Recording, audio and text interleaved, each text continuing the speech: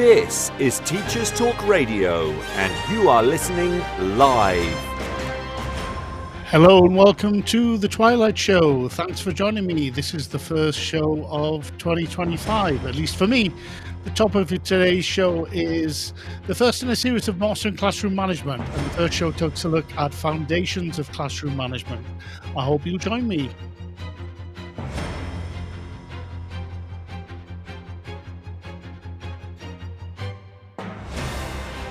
This is Teachers Talk Radio, and you are listening live.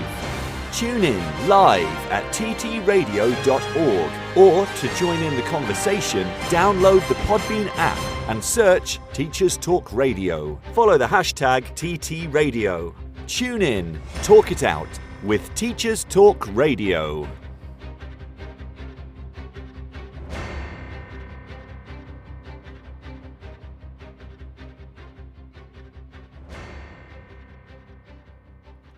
Welcome to the Sunday Lunch Show, everyone. I'm Graham Stanley, speaking to you live from Mexico City. As I mentioned earlier, on today's show, I'll be taking a look at classroom management. And I'm planning this to be the first in a series of shows, and I'm hoping that with this, we'll be able to cover the essentials of classroom management, offering practical strategies and real-world examples. Each of the episodes I want to build upon in each of the episodes. After each of the episodes, I want to build on previous ones, providing a comprehensive guide for teachers. I have no guests for this first episode, but I'd love to talk to other teachers about aspects of classroom management in the future ones, or in this one. So if you'd like to participate, please get in touch via social media or through ttr.org. In episode 1, we'll be looking at the foundations of classroom management. And the objective of this show is to understand the core principles of effective classroom management. I'm imagining I'll be talking about the following key topics: the importance of classroom management in fostering a positive learning environment, establishing rules, routines, and expectations, the role of the teacher-student relationship, and today's practical takeaway is steps to create a classroom management plan. And I'll be talking about the foundations of classroom management after the Teachers Talk Radio News. This show is brought to you in partnership with John Catt Educational, publishers of professional development books and resources that support great teaching and learning in schools around the world. Don't miss out. Level up your professional development today and visit johncattbookshop.com to explore the full range of titles. Use the code JCTTR2425 for 20% off your order. Happy reading. Parentkind are a national charity representing parent views and voice and championing parental participation in education and school life. By fostering strong school-parent partnerships, we can boost student attendance, improve behaviour, and enhance academic performance. When parents actively participate, students thrive. Join the movement that's reshaping education for the better. Visit parentkind.org to learn more about reaping the rewards of working in partnership with parents. Are your teachers juggling multiple technology platforms and struggling to keep everything organised? Then Toddle might be the answer. Built by a team of ex-educators, Toddle offers an all-in-one solution for teachers that streamlines everything, from curriculum planning and assessments to communication and report cards. And the best part? Toddle comes inbuilt with an AI assistant that helps teachers save time and improve their practices. 85% of schools replaced 3 or more platforms when they brought in Toddle. Teachers using Toddle say that the platform helps them save up to 10 hours a week. That means more time for what really matters, supporting students and driving academic success. See how Toddle can support your school. Visit toddleapp.com. Hey education changemakers, ready for something special? It's Bet Show's 40th anniversary and we're throwing a free celebration just for you. Join us at London Excel from January 22nd to 24th to connect, learn and be inspired. Picture this, 300 plus speakers who truly get it, 600 cutting-edge edtech companies and all the fresh ideas you need to make 2025 your best year yet. So why wait? Head to uk.betshow.com, grab your free ticket and come celebrate with your peers. Because this is for you. See you at Bet. This is Teachers Talk Radio, and this is Teachers Talk Radio News. As we welcome the new year and see out the old, many of the news stories which have happened in education over the Christmas period will seem familiar. A number of newspapers and news sites give further details of the government's Children and Wellbeing in Schools Bill, which now contains more reform policies directed at schools. For example, no automatic right for children to be educated at home. A unique number identifying children so they can be tracked as they move out of school and into home education. This was highlighted with the tragic case of Sarah Sharif. The bill will also contain a guarantee that all teachers in private education and tutoring, as well as state education, must be working towards or in possession of qualified teacher status. And national pay scales will apply to all schools in England. Possibly the most important is that we may be facing a turning point away from the era of academisation, since the Schools Bill will end the automatic academisation of failing schools. The news site The Conversation, in a long read analysis of the era of academised schools, discusses whether or not they've been a success. With such a variety of academised schools, large academy chains and small, it's very difficult to compare one with another, they conclude. Overall, though, additional needs students are served better in non-academy schools, and teachers tend to have lower job satisfaction inside academy schools.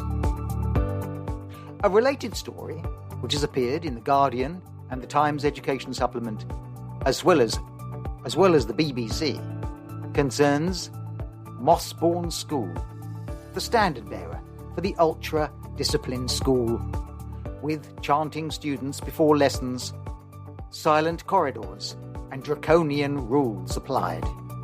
A large number of parents at Mossbourne signed an open letter to The Guardian supporting the school, saying that it provided a caring and supportive and successful environment for their students and their children. This was in response to a number of stories in reaction to former teachers at the school and a number of other parents who described the school as psychologically abusive and scary. The debate about this kind of school will no doubt continue and will divide parents and divide teachers during 2025. A story familiar in 2024 is again in the news. Reported by the BBC, the Children's Laureate, Frank Cottrell Boyce, described the enormous equality gap which has been created by Britain's decaying schools. The leaking roofs, the rattling windows, the poor heating systems, and the poor quality of equipment, found mostly and disproportionately in areas of disadvantage. The Children's Laureate notes that this will cause long and lasting damage to these children's lives. And this is supported, as the BBC reports, by the Institute for Fiscal Studies, who found that in the last decade, spending on school buildings was 25% lower than in the previous decade. So no doubt news stories in the year ahead will be further reflections on the consequences of a decade of austerity.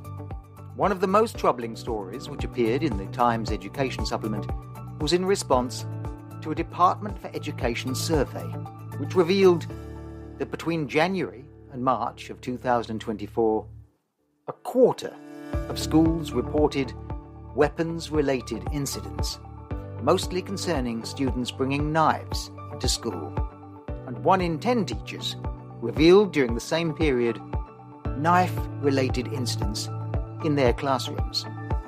And the survey organisation, Teachers Tap, revealed that in May last year, a quarter of teachers felt that poor behaviour in their classrooms was undermining their well-being. Something many of us have suspected for a long time was also revealed in Teachers Tab, as a survey of the number of detentions given out in the week before Christmas revealed that maths teachers were altogether more likely to give out detentions than art teachers. For all those who remember their maths lessons as being strict and their art lessons as being fun, alas, this supported that stereotype. Teachers Tab also revealed that in the week before Christmas, schools in disadvantaged areas were twice as likely to have given out detentions. And as we enter the new year, a survey in the Times Educational Supplement reveals, unsurprisingly, that only a third of teachers have any confidence that any length of Ofsted inspection is capable of truly and accurately reflecting the quality of a school. And wishing you a happy new year, that concludes the Teachers Talk Radio News for the Christmas period, brought to you by John Gibbs on Teachers Talk Radio.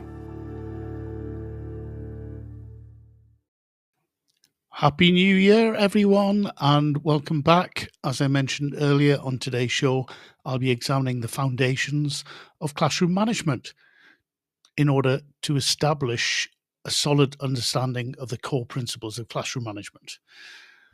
And I'll be focusing on why it matters and how to build an effective plan today. So let's start with a brief overview of classroom management and why it's important, if it isn't already obvious, of course. Classroom management refers to the wide variety of skills and techniques that teachers use to keep students organised, orderly, focused, attentive, on task, and academically productive during class. Among other aspects of classroom management, the layout of the classroom can have a serious impact on the way teachers teach and the way students learn. Although it may seem obvious, why is classroom management important for teachers to consider with care? Well, to begin with, good classroom management is essential for a positive learning environment where students can focus on learning and teachers can teach effectively. Different classroom activities require different management strategies, including decisions about learner groupings, teacher involvement, positioning of furniture, and instruction giving. Effective classroom management includes the following: building relationships with students. The teachers should address every student by name, show care and concern, use humour, involve the class in decision making, and work together with students to build good relationships. Setting rules, routines, and procedures is always a good idea too. Rules are general expectations that are usually written, and routines are unwritten, general expectations or actions that happen repeatedly, and procedures are general expectations for a specific activity. And it's important to establish a code of conduct created by the teacher and students together that states clear rules of conduct. And it's always a good idea to have this on the classroom wall if you are teaching in a physical space, of course. Managing oneself is also something that classroom management should also include. Teachers should be fair, firm, friendly, optimistic, determined, and maintain a professional image. Maintaining appropriate student behaviour is important. It's an important aspect of classroom management. Actively monitor students by developing active eyes, walking among the students if you can, if it's a physical classroom, of course, and enforcing classroom rules promptly and consistently from the first day of school. There's no use in having rules if they're not enforced, as we all know. Motivating students is also a topic involved in classroom management. And how can you do this? Well, demonstrating good active listening when students are speaking can motivate them. Teachers can also create a motivational environment by providing an attractive, enriched environment and opportunities for students to feel successful. You should also praise students for good work and behaviour, but not too much, and not when they haven't done good work or behaviour. which can be problematic. Classroom management is closely linked to issues of motivation, discipline, and respect. And teachers who can effectively manage their classrooms to create a positive learning community where students are actually involved in their own learning will have a much better environment in which to teach and for students to learn. Right. Why does classroom management matter so much? Let's look at this in more detail and how effective classroom management can impact student engagement and learning outcomes and teacher well-being and job satisfaction. So, effective classroom management creates a learning environment that is conducive to student success. We've already mentioned that. This means creating an environment that supports and facilitates both academic and socio-emotional learning. A well-managed classroom can provide students with a predictable, safe, and orderly environment that minimizes disruptions and distractions, allowing for increased time on task. And when students are deeply involved with their work, more learning takes place. When teachers are able to successfully manage their classrooms, students spend more time on task and less time on distractions. And effective instruction minimizes disruptive behavior through higher rates of academic engagement, usually. Students who are actively engaged in learning are more likely to achieve academic success, of course. What else can we say about effective classroom management? Well, it can definitely foster a sense of community and belonging in the classroom and can lead to increased student motivation, as I mentioned before. Teachers can create a motivational environment through strategies such as allowing for greater student participation in creating, at the beginning, for example, of term classroom rules, praising students for good work and behaviour, and creating an attractive and enriched environment where students feel like they belong and have a voice. When students are motivated and feel like they belong, they're more likely to be engaged in their learning. Effective classroom management strategies support student self-control and responsibility, which can lead to improved behaviour and academic performance. What about the impact on teacher well-being and teacher job satisfaction? Well, there is evidence that teachers who are able to effectively manage their classrooms experience less stress and burnout, which I think we can all relate to. These teachers are able to focus on teaching and enjoy the process of working with students without being constantly preoccupied with managing disruptive behaviour. And this leads to, of course, greater job satisfaction and a better sense of accomplishment. Effective classroom management practices also empower teachers by equipping them with tools that they need to create a positive and productive learning environment. And this increased sense of efficacy and control can positively impact your morale and job satisfaction too. When teachers feel like they're making a positive difference in the lives of the students, it's usual that they report that their job satisfaction increases. And effective classroom management helps teachers create an environment where they can build positive relationships with their students and see them succeed. So it is a positive cycle, if you like. It's a positive loop. Collaborative efforts to address classroom management challenges can also contribute to teachers' well-being. When teachers feel supported by their colleagues and administrators, they are better to cope with the demands of the job. So this is an important thing to not feel, I think, as a teacher that you're on your own. I think it's always important to feel that you're supported, and having a good staff room environment and a good relationship in the school with school leaders is an important part of this, and being able to feel that you can approach colleagues and school leaders for help can be a very important aspect of the whole school environment. Now, collaborative efforts are one thing, but they're important to help create a positive feedback loop, and this can benefit both students and teachers. So when teachers are able to create a well-managed classroom, as I mentioned before, students are more likely to be engaged, and they're more likely to be successful in their learning, and this can in turn lead to increased teacher well-being and job satisfaction. So it's important to try and create this cycle to provide a positive and productive learning environment for everyone. Now, before I go any further, what I'd like to talk about is some common misconceptions that beginning teachers in particular may have, especially when it comes to the idea that classroom management is only about discipline. But before I do that, what I'd like to do is encourage any of you listening out there to join me. If you go to ttr.org and you would like to come in as a guest and talk about classroom management today or in a future show, you can get in touch with me. You can get in touch with me on the usual social media channels as well. I'd look to have you on as a guest if you'd like to be, if you have something to say about classroom management, to share your own experience as a teacher. That would be wonderful. So, what about the common misconceptions when it comes to classroom management and this idea that discipline is what classroom management is all about? Well, while discipline is a component, an important component, of course, of classroom management, it isn't the only focus. Classroom management encompasses a much broader set of skills and strategies that aim to create a positive and productive learning environment. And this can include building relationships with students, establishing routines and procedures, as I mentioned before, organizing physical space, and motivating the students.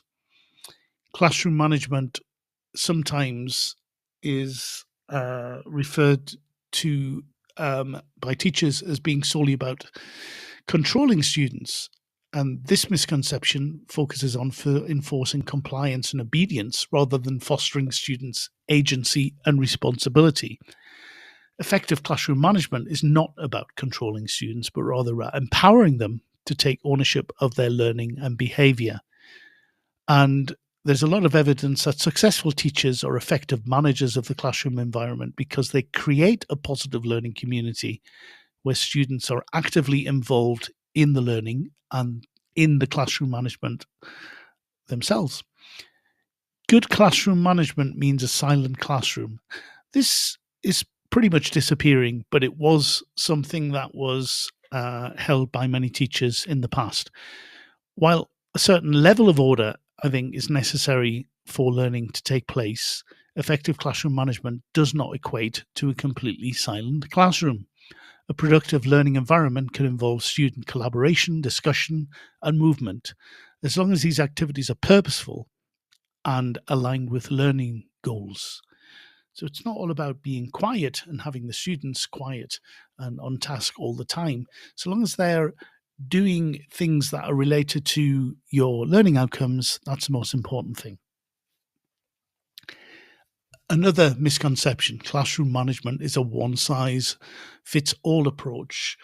There is no magic bullet, if you like, for classroom management. Effective classroom management strategies should be tailored to the very specific needs of your students, your personality, and the teaching context and subject, of course. Different classroom activities will require different management strategies, and these can involve, for example, decisions about learner groupings, teacher involvement, positioning of the furniture, if you're teaching in a physical space, and instruction giving, among other things. It's important to think about what you want to achieve from the tasks that you're doing in the classroom, and then manage the space, the activity, the time, how you engage with the students, etc. As a result of that. Learning outcomes should definitely be at the forefront of anything you do. Another misconception: classroom management is something that teachers can perfect quickly. Well, I think anyone who's been teaching for any amount of time will understand and know that developing effective classroom management skills is an ongoing process. And I can certainly relate to the fact that no matter how long you have been teaching, there are always different challenges depending on the learners, because the learners change. And this can mean that you need to adapt the way that you manage your classroom and procedures, etc. And it requires reflection, adaptation, and continuous learning to do well. There is no one-size-fits-all approach, and teachers may encounter different challenges depending, as I said, on the context and the students. You should also be given ongoing professional development in the area of classroom organisation and behaviour management. It's always something that can help to have teacher development in anything, but in classroom management in particular. I think being able to talk to colleagues, being able to share experience of how they have managed different classroom contexts, different groups of learners, different learner behaviors can also help.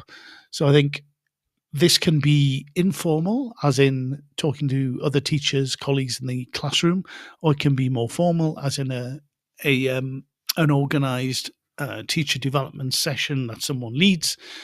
But I think one of the important things for me about these types of teacher development sessions when it comes to professional development, when it comes to classroom management, is definitely for teachers to have the opportunity to share their experience, what has happened to them in the classroom, what kind of challenges they've faced and how they've overcome it. I think these have been some of the most rewarding professional development sessions that I've been involved in have been when it comes to classroom management, have been this type of session. Now, these misconceptions, the ones I've just mentioned, can lead to ineffective and potentially harmful classroom management practices. For example, focusing solely on discipline can create a very negative and authoritarian classroom environment, and that can stifle student motivation and engagement. Instead, teachers should try and aim to create a positive and supportive learning environment, something that fosters student agency, responsibility, and a sense of community. Right. Now, what about research? In preparation for this session, I have collected together a number of different papers and handbooks with advice for teachers. Some of them are research papers and some of them practical guides and handbooks offering suggestions for how teachers can improve the way that they manage their classrooms, but also some of them looking at the evidence behind what a well-managed classroom looks like. And this is an interesting area which I'm going to talk about just now. What is the connection between a well-managed classroom and academic success? I think this is quite an interesting area when it comes to classroom management. What I found in the papers that I've seen, and as I said before, I'd love to hear from you. If you have something to say or something to share about your own experience or something you've read or come across that you think is worthwhile sharing with everybody, please join me, ttr.org. It doesn't have to be today. If you're listening back to this in a recording and would like to participate in a future program about classroom management, as I would like to make this a deep dive into different aspects of classroom management and would love to have guests on to talk about their own experience, then please get in touch via social media or through ttr.org, and we can arrange a time and a place online, either live or I can record you in advance. It doesn't have to be the exact time of the show, and we can have you participate. That would be fantastic, because I think the more teachers that are involved in this type of discussion, the better. So, back to the research. Research consistently demonstrates that there's a strong connection between well-managed classrooms and academic success. And there are several of the studies that I have read and expert opinions highlight the positive impact of effective classroom management and student learning outcomes. Here's a summary of some of the things that I managed to find in some of the studies that I looked at. A well-managed classroom minimizes distractions and maximizes learning time. And a lot of this is common sense, and most of you out there will understand and relate to this, but it's good to see it reflected in actual research studies. So, when teachers establish clear routines, consistent expectations, and a positive learning environment, students can focus on their academic tasks without interruptions. And this increased time on task directly correlates with improved academic performance. For example, there is a study by Everton and Weinstein from 2006 that found that students in well-managed classrooms had higher rates of academic engagement and achievement than students in classrooms with poor management. And although that might seem like common sense to teachers, it is, as I said, nice to see it reflected in a research study. What else? Well, effective classroom management strategies reduce disruptive behavior, allowing for a smoother flow of instruction and learning. And the research indicates that disruptive behavior negatively affects both the students causing the disruption and their classmates. And that's important. And I think all teachers will relate to having been in situations where you may have one student who is disruptive, and it then leads to a lot more disruption from the classmates of that student. I always remember being in a class of teenagers and everything was fine until a new student joined, and then it became a lot more challenging, and they almost led to a wave of disruptive behavior. It was almost like the other students who were fine before this student arrived learned from this disruptive student to be problematic or to cause problems for me in the classroom. And that was a difficult situation that I personally have had. And I'm sure some of you out there listening today can relate to that. So by implementing proactive strategies, such as clear roles and procedures, and responding effectively to misbehavior, the evidence says that teachers can create more conducive learning environment that benefits all students.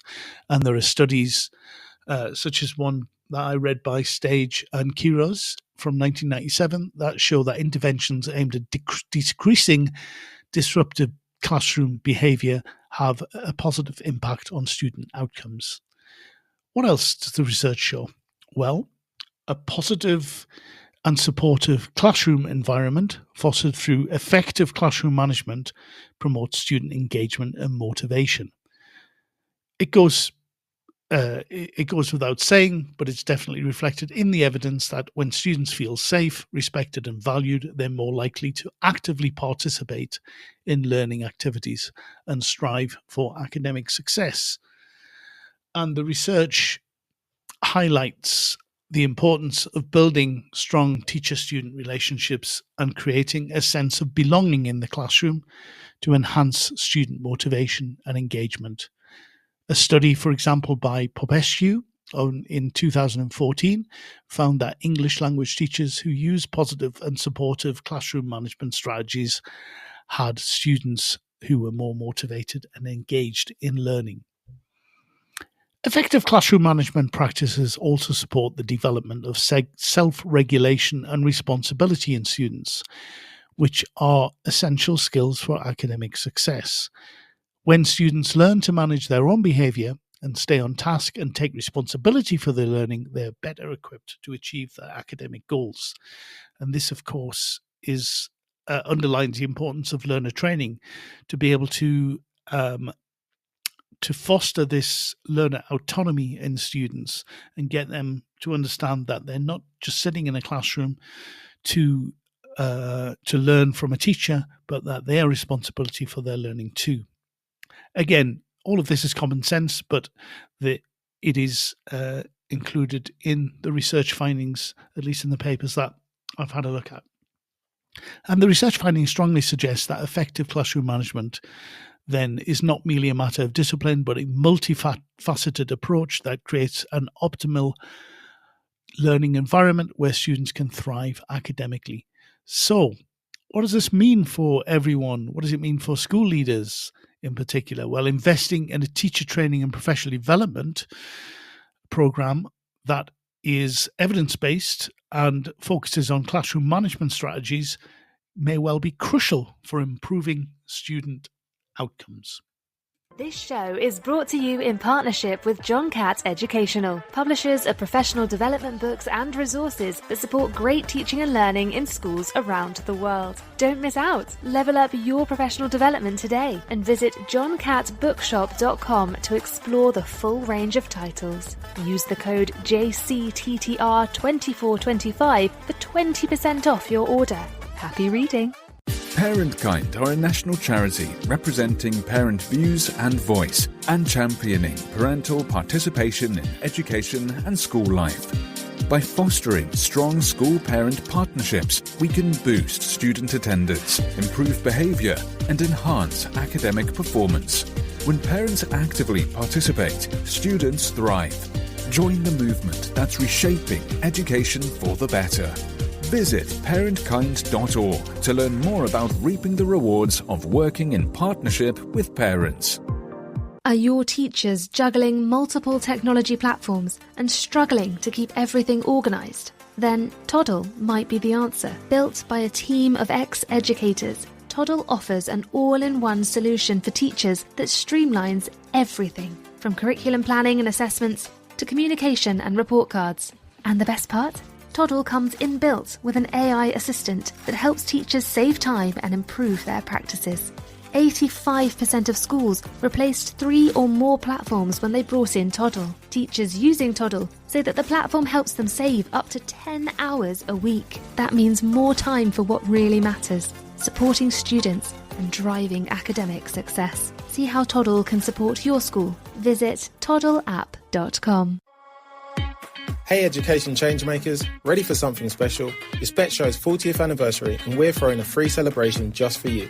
Join us at London Excel from January 22nd to 24th to connect, learn and be inspired.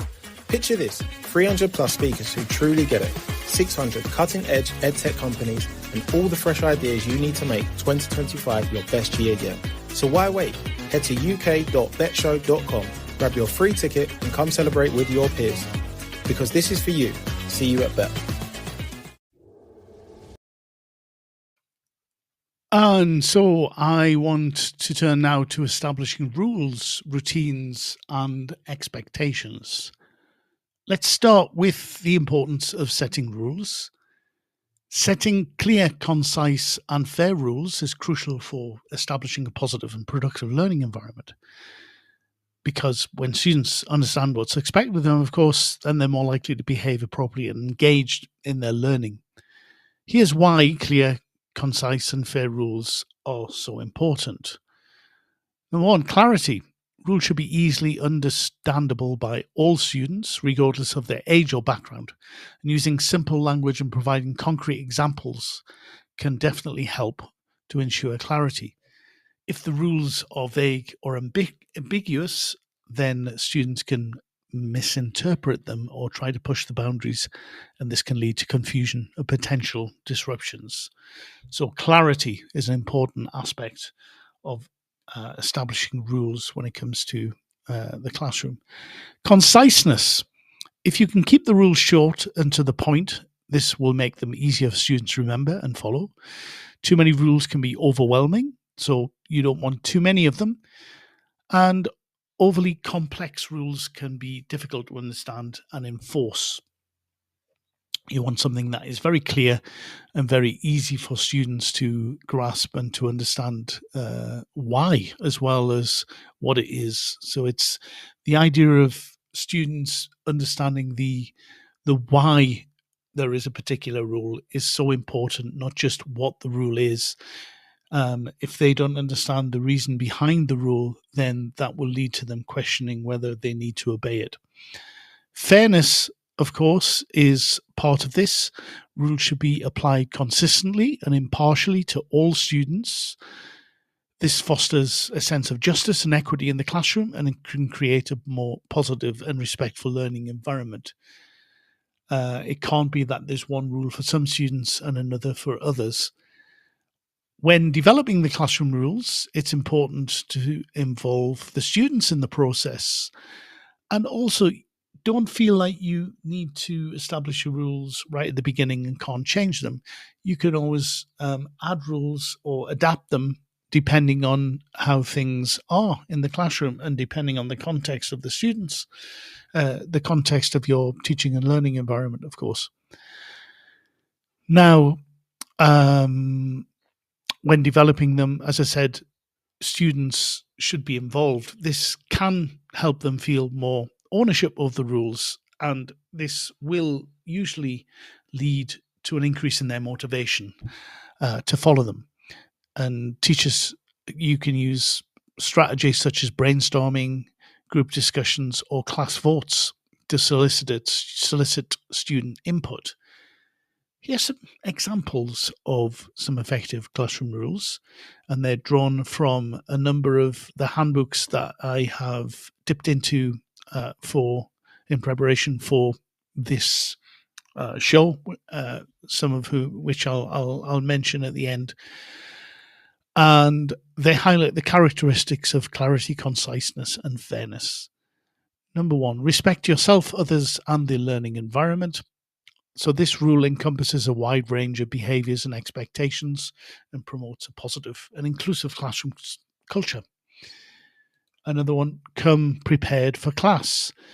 So that can mean all sorts of things. I think I like the generality of this rule. It could mean that you students should come with their homework done, should come with whatever you ask them to bring, so that they can actually take part in the class, etc., but also mentally prepared for class as well. They should come not with their head in the clouds or their thoughts elsewhere. And this encourages responsibility for learning and sets the expectation for active participation in the activities. Another one, listen attentively when others are speaking.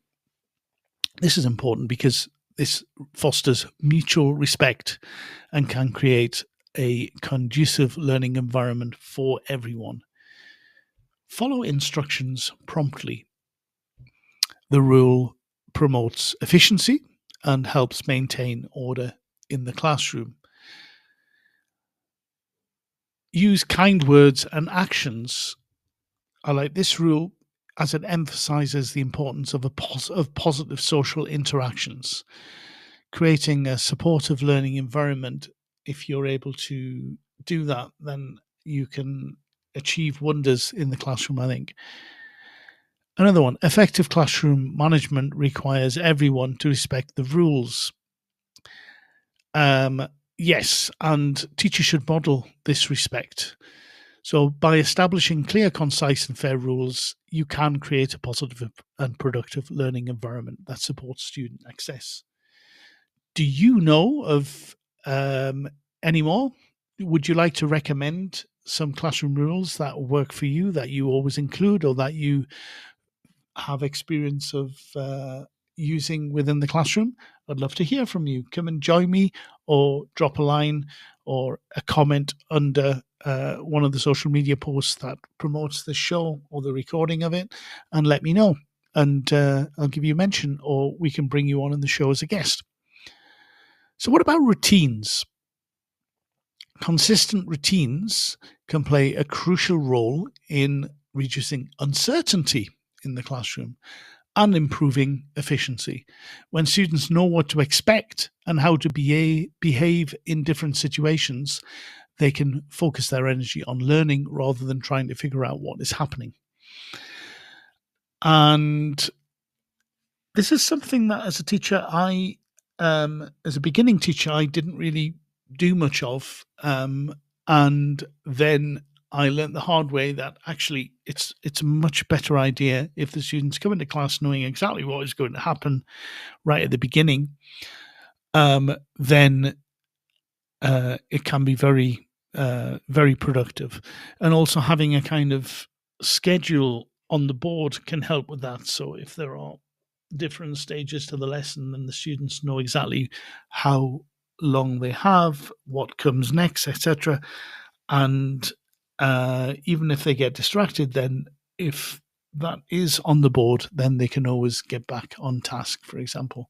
And one of the things I used to do, which used to help me, in my classes, in particular, some of the classes that I taught where I knew there were some students that were likely to be late, not particularly through them wanting to be late, but because they were coming from another place that they had to be. So building something in that was a fun activity for those who were on time always encouraged those students to arrive on time, and actually encouraged the student who was traveling from a long way away to actually try and get there a little bit earlier, because they would be able to participate in that activity. So that was something that worked for me. So what about these routines then? Well, consistent routines can play a crucial role in reducing uncertainty. And the students can focus their energy on learning rather than trying to figure out what is happening, as I said. What are the benefits? Well, reduced anxiety and stress. Routines provide a sense of predictability and structure, which a lot of students require. They need to know exactly what is going to happen when. It helps them understand and focus on the actual things that they have to learn. It can help students feel more secure and confident. And this is particularly important for young learners or students who thrive in structured environments. And there is a lot of evidence related to that as well. Uncertainty about what's coming next can lead to anxiety and stress, and that can obviously negatively impact learning and behavior. Having consistent routines leads to increased time on tasks. So well-established routines streamline the transitions between activities. They minimize wasted time and maximize instructional time. When students know the procedures for moving from one activity to another, they can do so quickly and efficiently. And time spent in transition is time lost, of course. So effective management of these periods is essential. It can lead to improved behavior. Routines provide clear expectations for behavior. They reduce the likelihood of disruptions. And when students know how to behave in different situations, there is less room for confusion or misinterpretation, leading to a more orderly classroom environment.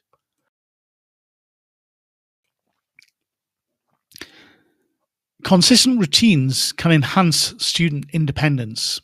As students become familiar with the routines, they can perform them independently, freeing up the teacher's time and attention for other tasks. And this can promote student agency and responsibility and leads to a more self-directed learning environment. And also, if you have time freed up because the students just know exactly what they need to do, then you can focus upon some of the students who actually require further help, or when they have specific or special educational needs, you can focus on helping them a little bit more. Here's some examples of effective classroom routines. Entering the classroom. Well, when students enter the classroom, they enter quietly. You can get them to put away their belongings in designated areas and begin a predetermined activity to keep them engaged while you take attendance, for example. Do you have any other ideas for this entering the classroom? Things that you always ask students to do? I'd love to hear about them. Please get in touch, ttr.org, or contact me, Graham Stanley, on social media and let me know what you do. If there's something that works for you that you think other teachers would benefit from hearing, that would be great. And as I said previously, if you'd like to be a guest on a future show that focuses on classroom management or anything else, please get in touch. I would love to reach out and have guests that I'm not aware of or that would like to be part of the show, particularly if you are in the classroom teaching at the moment. Greetings and attendance. So greeting the students with a consistent phrase or song, depending on the age, of course, creating a positive start to the day. That can be an interesting thing. attendance can be taken efficiently while students are engaged in some activity. They don't have to just be listening to you calling out names and checking that they're there. You could actually have them do something while they're doing that. What do you think about that? Is that a good idea? Is it not? Let me know. Now, what about transitions between activities? Signaling transitions is important. So if you use a clear signal, a bell, a hand clap, or a verbal clue, or something to indicate the end of one activity and the beginning of the next, this can help students shift their focus and prepare for the next task. I think it also helps if the dynamic in the classroom changes, if they're not just sitting in the same place. If you actually do something that gets them to move around, that can often help with this type of classroom management, with this transition. Clear instructions is important, of course. When the teacher provides concise and explicit instructions for the next activity, they ensure that students will better understand what is expected of them, and demonstrating procedures or providing written steps can be particularly helpful with this. Efficient movement. If students follow established procedures for moving around the classroom during the transitions, such as moving their desk quietly or lining up in designated areas, etc., this can help. If it's a routine, then they know what to do after you've explained it once or twice. You don't have to keep explaining exactly what they do and how they do it. Quite often, there's this balance between doing something that is interesting and unusual and doing something that doesn't require any specific explanation, I think, to do. And this is an example of one that probably you can make a routine. What about at the end of the class? Packing up. Students follow a set routine for packing up their belongings and cleaning up their workspaces. The last 5 minutes, for example, of the class. This promotes responsibility and ensures an orderly end to the day or to the class. Reviewing key concepts can be something that is worthwhile doing right at the end of the class as well. So you can facilitate a brief review of the day's learning objectives, help students consolidate understanding and prepare for future lessons.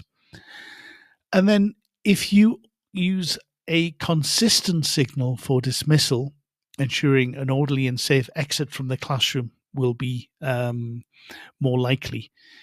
So a well-managed classroom that utilizes consistent routines will create a smoother, more efficient learning experience for both teachers and students.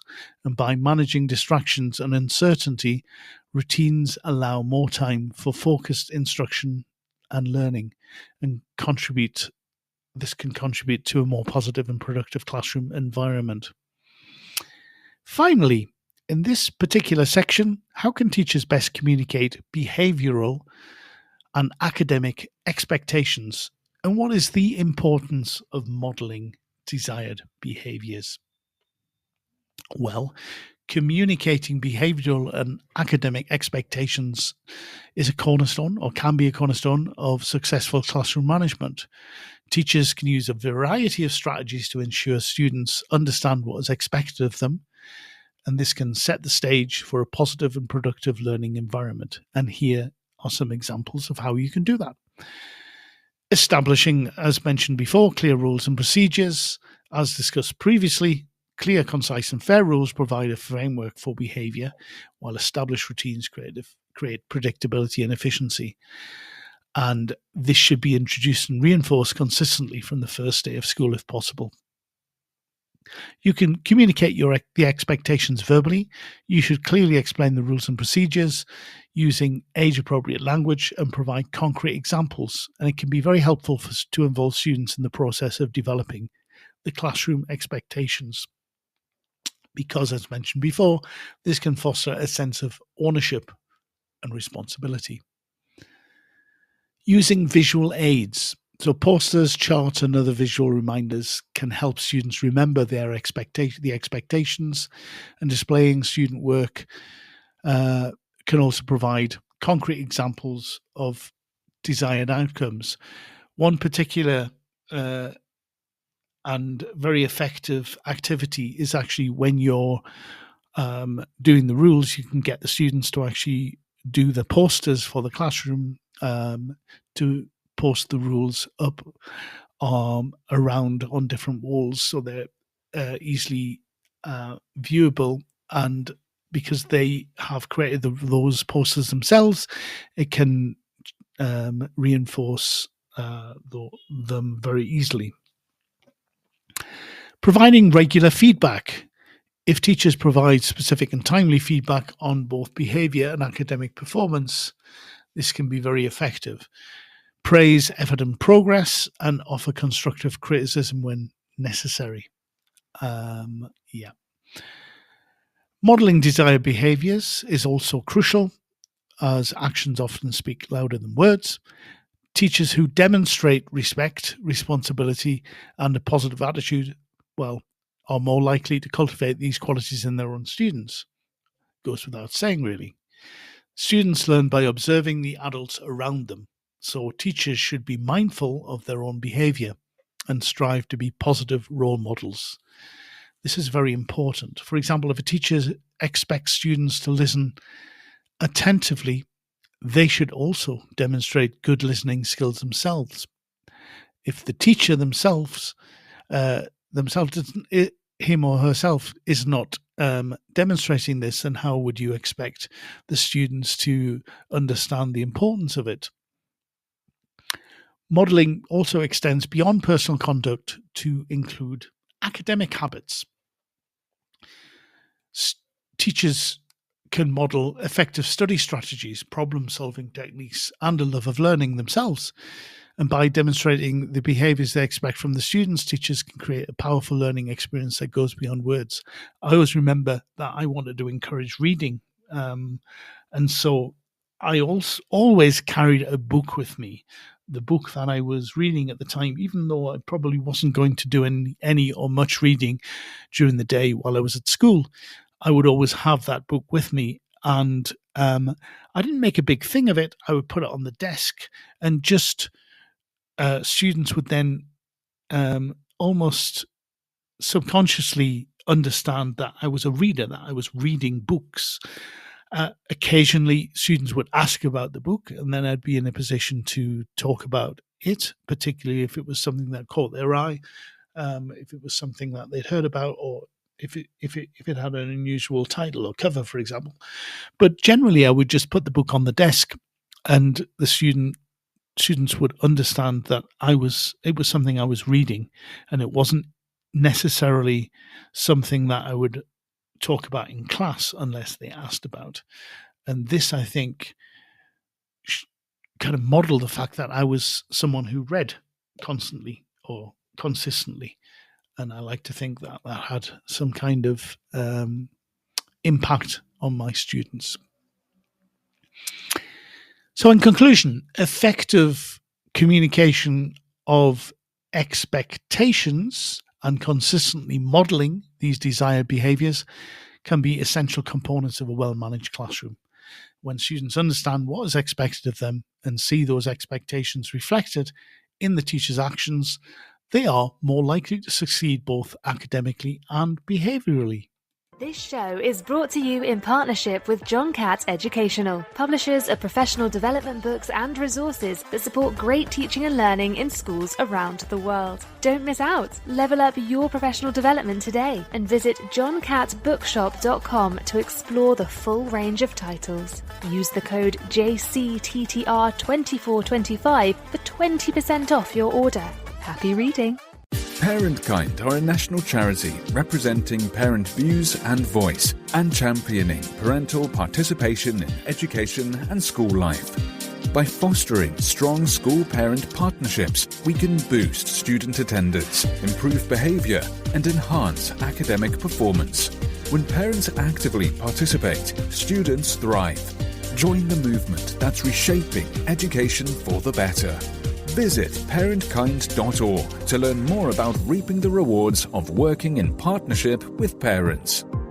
Are your teachers juggling multiple technology platforms and struggling to keep everything organised? Then Toddle might be the answer. Built by a team of ex-educators, Toddle offers an all-in-one solution for teachers that streamlines everything, from curriculum planning and assessments to communication and report cards.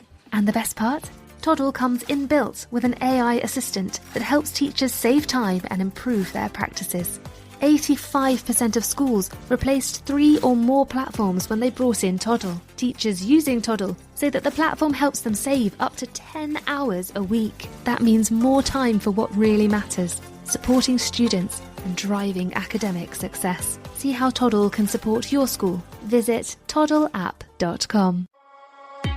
Hey education changemakers, ready for something special? It's Bet Show's 40th anniversary and we're throwing a free celebration just for you. Join us at London Excel from January 22nd to 24th to connect, learn and be inspired. Picture this, 300 plus speakers who truly get it, 600 cutting-edge edtech companies and all the fresh ideas you need to make 2025 your best year yet. So why wait? Head to uk.betshow.com, grab your free ticket and come celebrate with your peers.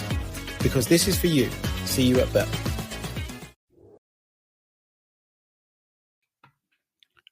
You're listening to Teachers Talk Radio, and I have been talking about the foundations of effective classroom management in this show.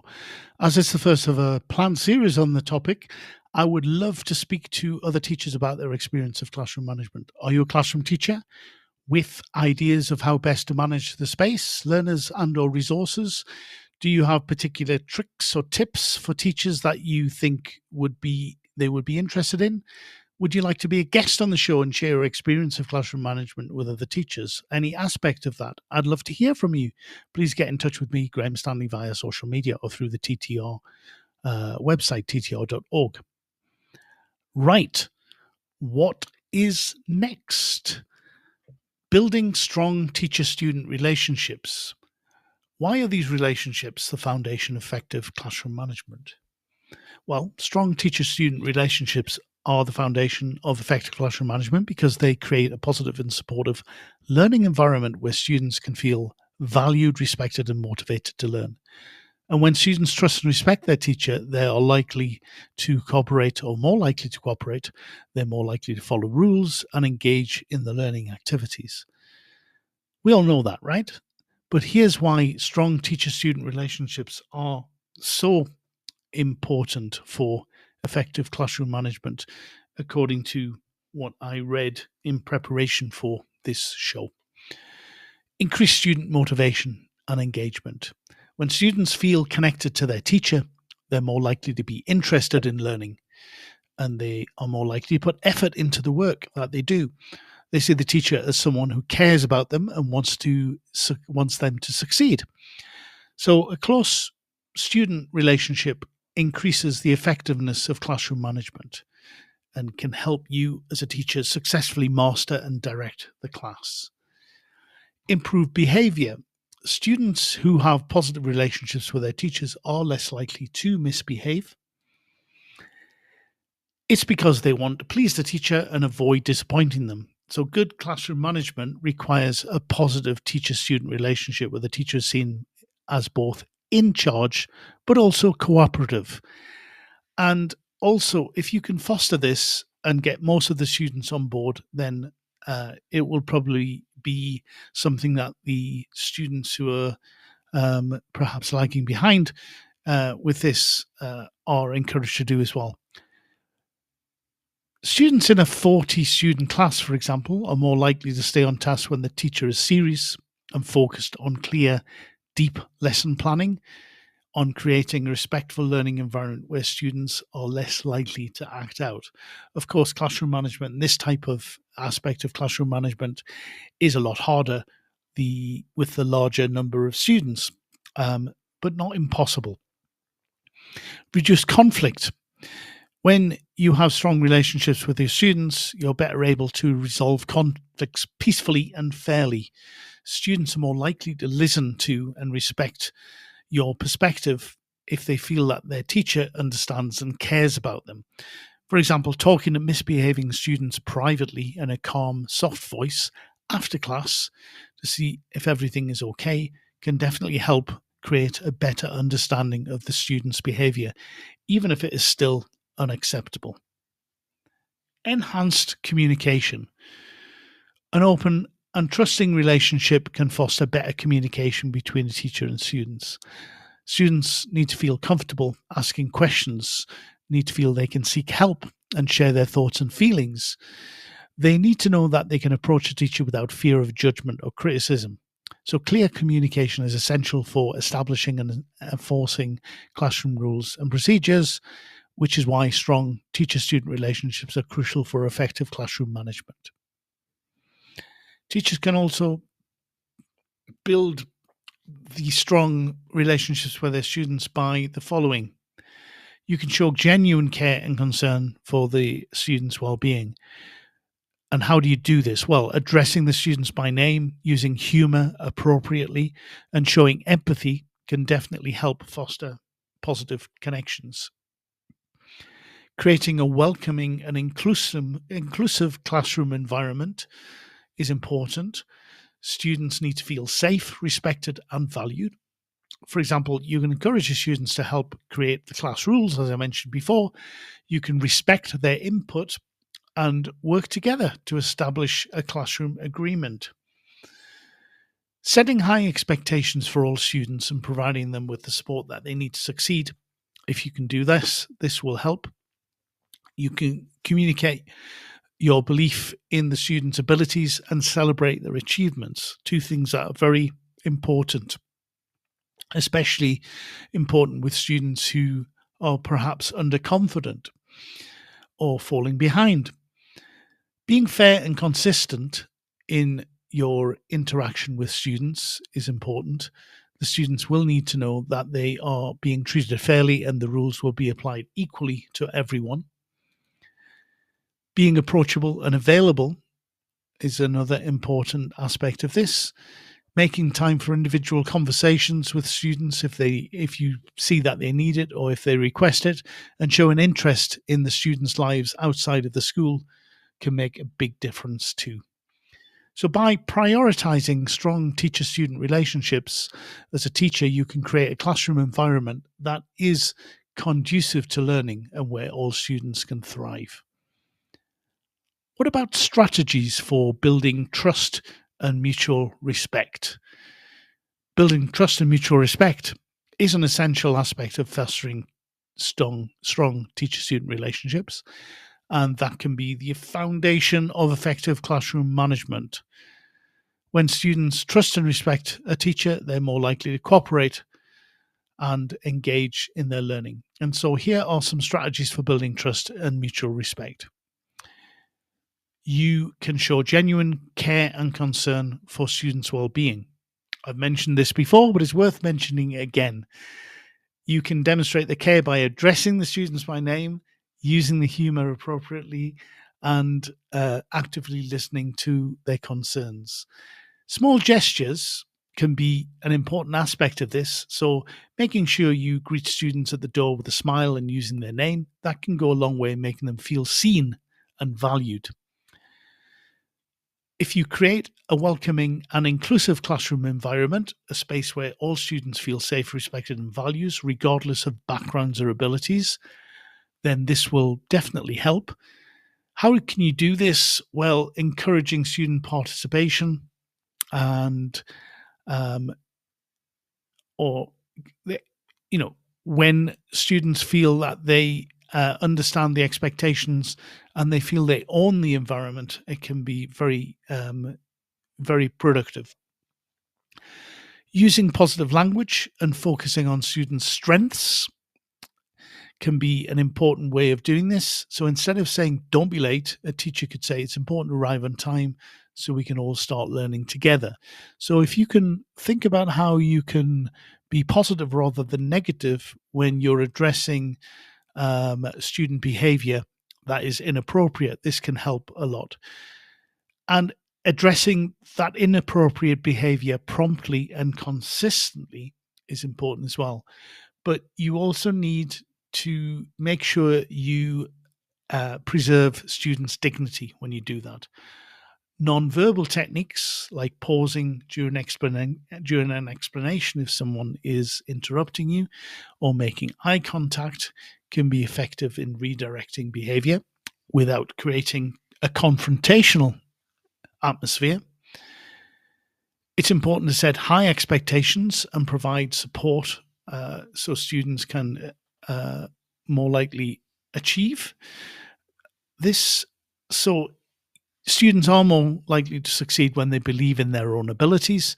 So if you communicate the high expectations for all students, but also provide the support that is necessary to help them achieve those expectations, then this can do wonders to how they feel about their ability to achieve what you want them to achieve. It could involve all sorts of things. Differentiating instruction, of course, to meet individual learning needs is an important aspect of this. You can't just teach expecting all students to be able to achieve the same thing without different support structures. Offering extra help for students struggling with particular concepts. If you can, this would be most appreciated. Offering that help can help them definitely. And you can do that in all sorts of ways, like giving them additional support or practice that they can do before class or after class, and having a moment during the class or after the class where they can come to you and you can give them just, maybe a few minutes extra if they need it. Provide opportunities for students to showcase their own strengths and talents can be very important. I think the important thing, as we've said before, is to be fair and consistent. Students definitely need to know that they'll be treated fairly, and any rules that you apply to the classroom or to the students, they need to know that they'll be applied equally to everyone. When teachers are inconsistent or show favoritism, this can definitely erode trust and damage relationships. Fairness and consistency then in enforcing rules and procedures, in grading in particular, can contribute to a sense of justice and predictability in the classroom. It's important as a teacher to be approachable and available. Teachers who are approachable and make time for individual conversations demonstrate their investment in student well-being. And I've mentioned a few ways you can do this. You can make time for brief check-ins with students during transitions or after class. You can create opportunities for students to share their thoughts and feelings in a safe and confidential space. And relationship building activities can also further strengthen these efforts by providing opportunities for students to connect with their teacher in classrooms on a personal level. Here are some examples. In class meetings, regular class meetings, you can use to discuss classroom issues, share ideas, and build community. So you can talk about what you do in class, how you do it, the rules of class, how students feel about school. You could do that together. For example, you could have some time spent on actually talking about everything they do. I think this is kind of interesting. You can also do what I've done in the past is give little surveys. So you can give out little surveys that at the end of class, for example, that are easy to answer about some things that are being done. And you can ask students to give their own input into what they would like to do in class or what they don't like, what they think is important to do, what they think isn't important to do, how you as a teacher can improve or support them better. If you do that on a regular basis, without it becoming too laborious, you can get lots of individual feedback. You can also make that feedback anonymous, and so you're more likely to get it. These are all things that I think work really well. Another thing is team building activities. So activities designed to promote collaboration and communication can help students develop trust and respect for one another. Student-led projects. You can allow students to take ownership of projects that can foster creativity, collaboration, and sense of responsibility, especially if they're deciding what the projects are about or if they have some input into that. Celebrating successes. This is, of course, very important. So recognizing and celebrating student achievements, both big and small, can create a positive and encouraging classroom culture. So by consistently implementing these strategies, you can create a classroom environment where trust and mutual respect can flourish. Now, the last thing I'm going to be talking about is a thing that you can do to help with classroom management, which is creating a classroom management plan. I don't know if this is something that you've ever done, but it could be something to try if you haven't, or you could definitely listen to what I'm going to talk about now if you already do this and see how it differs from the classroom management plan that you implement yourselves. If it is different, or if you do things that are different, then I'd love to hear from you. Please get in touch. Again, as I said, if you'd like to be a guest on a future show, then I'd love to hear from you as well. I'm looking for guests for this year, either to talk about classroom management or any other subject you think would be of interest to other teachers. Particularly, I'm interested in having you on as a guest if you are currently in the classroom and teaching. So a classroom management plan can often have these three aspects to it: your vision for classroom culture, clear rules and routines, strategies for reinforcement and correction. And I'm going to briefly outline a step-by-step guide for creating a classroom management plan that you could take on board. Step one is to reflect and assess your current practice. So if you consider your teaching philosophy and values, what kind of learning environment do you want to create? What are your non-negotiables in terms of behavior? Write them down. Then analyze your current classroom management practices. What's working well? What are the challenges you face? Which areas need improvement? Write the answers to those three questions. Think about specific management behaviors that are effective in supporting student learning. This might involve reviewing your existing classroom rules and procedures. Are they clear? Are they concise? Are they fair? Do they align with your teaching philosophy? Reflect on your interactions with students. And keeping a learning or a teaching journal can help with this. So just, if you can, for a few minutes after each class, write down a few bullet points of what went well, what didn't go well, related to classroom management, for example, if this is the focus of what you want to think about improving. And then look at it later, expand upon it when you have some time, if you have time, and think about what you can do to change it, to improve it. Reflect on your interactions with students, with particular students. Are you being fair? Are you interacting too much with some students and not enough with others? How can you change that? Are you modeling desired behaviors? Are you providing regular and meaningful feedback? Analyze student behavior patterns.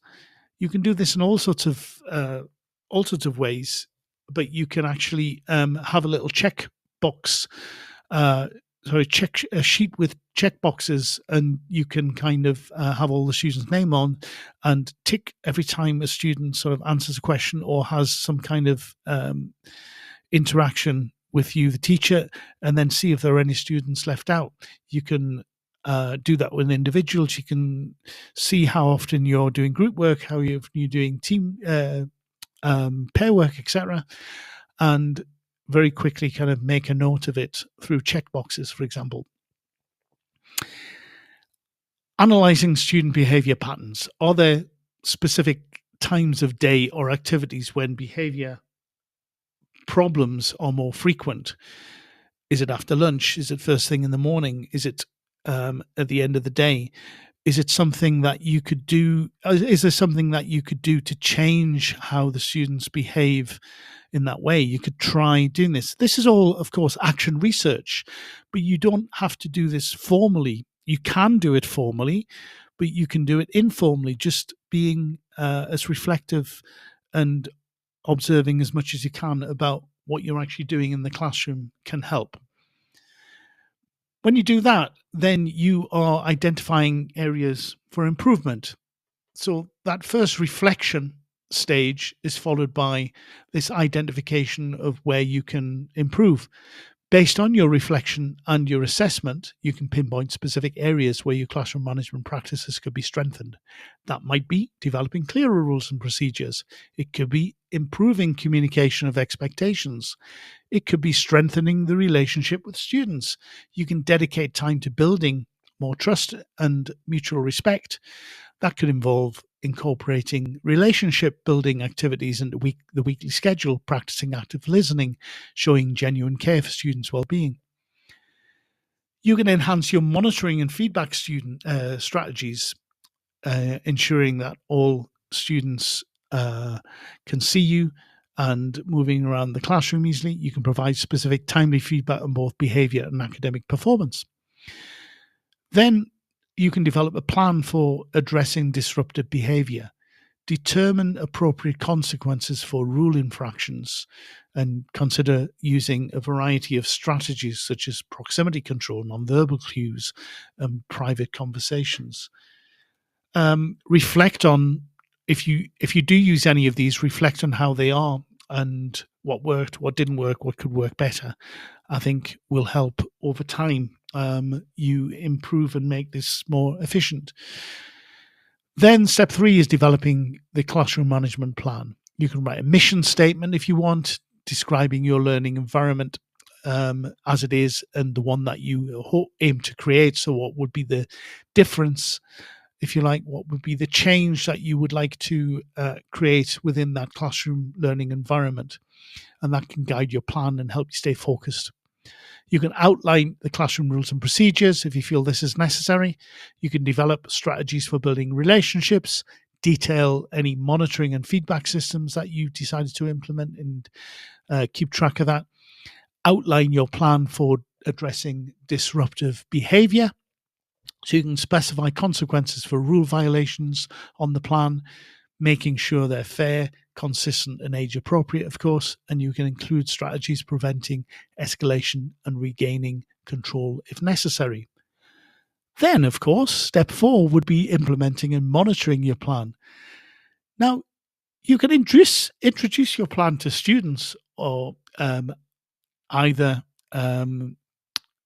explicitly or implicitly, and you should, of course, specify the consequences for rule violations, ensuring that they're fair, consistent, and age appropriate.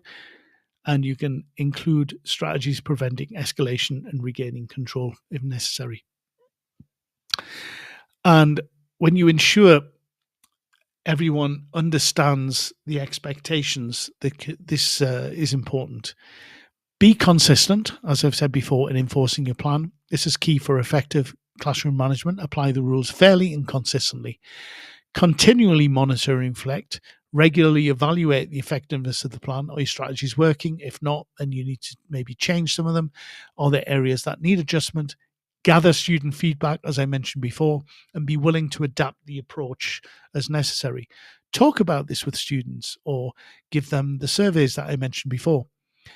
And then finally, you can seek support and professional development.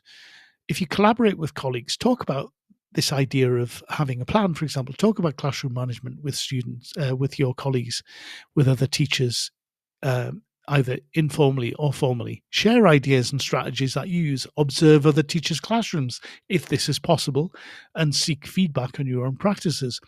Is there a teacher that is particularly strong with classroom management that other teachers know? Find some time to talk to that teacher and find out what they do, see if they have any suggestions or ideas, or if even better, if you can actually observe them at work in the classroom, that would be perfect. I know all of this is difficult to do. I know teachers are ideas rich and time poor generally, but it can save a lot of stress and help you avoid burnout if you can find a little bit of time to actually improve this, if it is something that you struggle with as a teacher or that you think will make your teaching life better. It is very, very, very worth doing. So collaborate with colleagues. You can also consult the school leaders and support staff, seeking guidance and support from them, discuss any specific challenges you're facing and brainstorm solutions. A lot of those school leaders will have a lot of experience, in particular with classroom management, and may have some great ideas for you. I know that I have benefited in the past from having conversations with school leaders, and one particular strategy that works is I got permission to record a particularly difficult class because there was so much happening within that class that was disrupting it that I didn't see half of it, and only by video recording it and then watching it back with a school leader did I understand what it was that I could do. It was probably, I think, to this date, the most important professional development that I ever did as a teacher, that I've ever done as a teacher. And I learned so much from it. There was a kind of definite before and after that video recording and consultation with the school leader. As a follow-up, I was persuaded to share parts of the recording in a teacher development session with a group of teachers who are my colleagues as well. And I was very, very nervous in doing that because it did show me lacking when it came to classroom management. But the other teachers were so supportive. They all empathized with me. They all admitted that they, at various times during their career as a teacher, had also suffered the same kind of problems. And they gave some wonderful ideas that definitely helped me. So I do recommend doing that, even though it can be difficult to watch yourself or admit that you're not doing something as well as you think you may well be doing. Right. So engaging in professional development is important. If there are any workshops and conferences on classroom management, if that's an area you would like to focus on, then do make time to attend them or to seek out them online, for example, and stay current on research-based strategies. Research into classroom management and other aspects of teaching and learning is changing all the time. I know it's very difficult to find time to keep up with it, but just a little bit. It's worthwhile trying to understand a bit more about what is happening, what's the latest things that can affect and help you as a teacher. It also keeps you engaged and interested. And this engagement in professional development, attending workshops, conferences if you can, and staying current can definitely help you stay interested in the profession and help you avoid any burnout. So in conclusion, developing a comprehensive classroom management plan, I think, is a proactive and ongoing process. It requires reflection, planning, and consistent implementation. And if you follow those steps, then you can create a positive and productive learning environment where all students can thrive. So, coming to the end of today's show, as I mentioned, I'd like this to be the first of a number of different classroom management focused shows where we can delve more deeply, and also I would love to hear from teachers about their own experience, about your own experience of classroom management, things that worked, maybe things that didn't work, and how you would do things differently. So if you'd like to be a guest, it doesn't have to be for a whole show. You can come on for part of a show.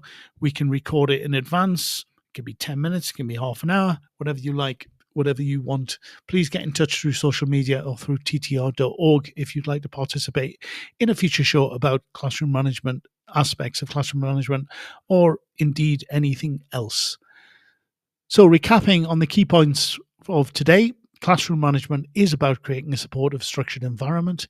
It's about establishing clear rules, routines, and expectations, and building strong relationships and crafting a personalized management plan can be something that can help you. Think about doing it. If you've never done it before, if you've always just sort of done it implicitly, then think about being more explicit and writing things down. If you want to act on any of what I've talked about today, then here are a couple of things you can do. You can reflect on your own current classroom management practices, and you can start drafting your own plan using some of the ideas that I shared with you in the last part of today's show. So that brings us to the end of today's Twilight Show. Sorry, not Twilight Show. Thinking of a past life lunch show. And many thanks to all of you who joined us live.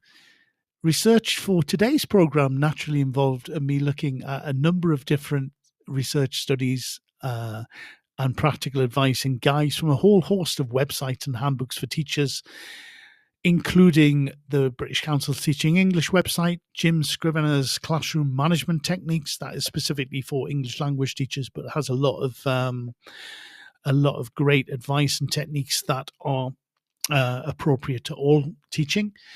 Classroom management guides from all over the place, including the Peace Corps, the Open University, and many others. And this, as I said, is the first in a planned series looking at classroom management. I would love to hear from you if you would like to participate and be a guest on a forthcoming show about this topic. Please get in touch via social media.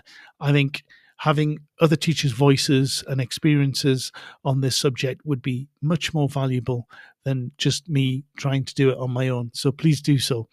I would love to hear from you. And so that's about it from me.